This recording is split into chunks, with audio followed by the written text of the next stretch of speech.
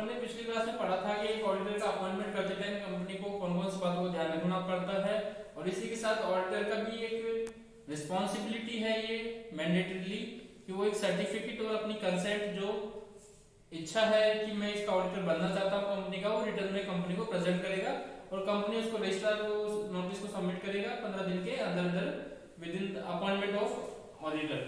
अब आज अपन बात करते हैं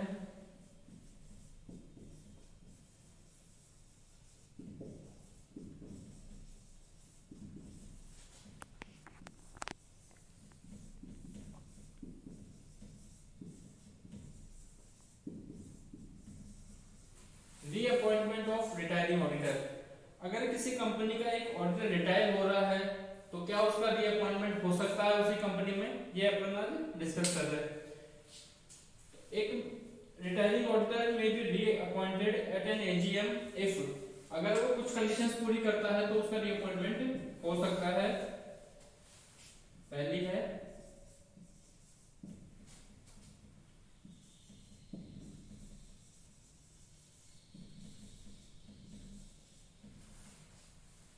वो रीअपॉइंटमेंट के लिए डिस्क्वालिफाइड नहीं होना चाहिए, नॉट डिस्क्वालिफाइड। अगर वो क्वालिफिकेशंस किसी भी तरह से फुलफिल नहीं कर पा रहा है तो ऐसे रिटायरिंग ऑडिटर का अपन रीअपॉइंटमेंट कभी भी कंपनी के द्वारा नहीं कर सकते।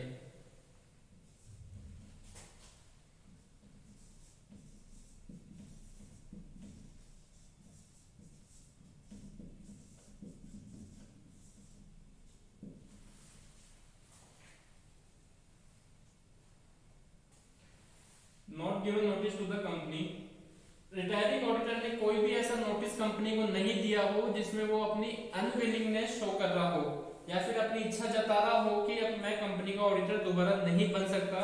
अगर वो ऐसा लिख के दे देता है कि मैं कंपनी, ऐसा नोटिस कंपनी को दे देता है कि मैं कंपनी का ऑडिटर दोबारा नहीं बनना चाहता, तो उस केस में उस रिटायरिंग ऑडिटर का रीअपॉइंटमेंट नहीं हो सकता है। ये हो गई अपनी दूसरी कंडीशन। तीसरा है स्पेशल रेजोल्यूशन।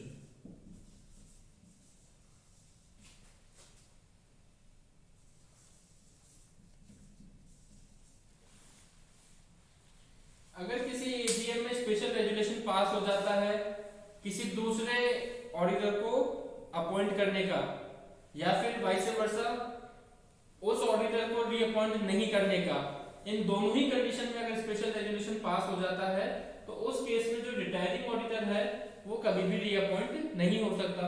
अब यहाँ पे एक टर्म आया अपने पास स्पेशल रेजोल्यूशन। रेजोल्यूशन दो तरह के होते हैं, ऑर्डिनरी रेजोल्यूशन और स्पेशल रेजोल्यूशन। ऑर्डिनरी रेजोल्यूशन वो कहलाता है अगर किसी एजीएम में जो टोटल मेंबर्स है उसमें से 50% से ज्यादा अगर किसी के फेवर में वोट कास्ट कर दे, मतलब 50% से ज्यादा कोई अगर अपना मत दे दे किसी भी एजेंडे को, तो जो एजेंडा पास होता है वो कहलाता है ऑर्डिनरी रेजोल्यूशन के द्वारा पास किया गया।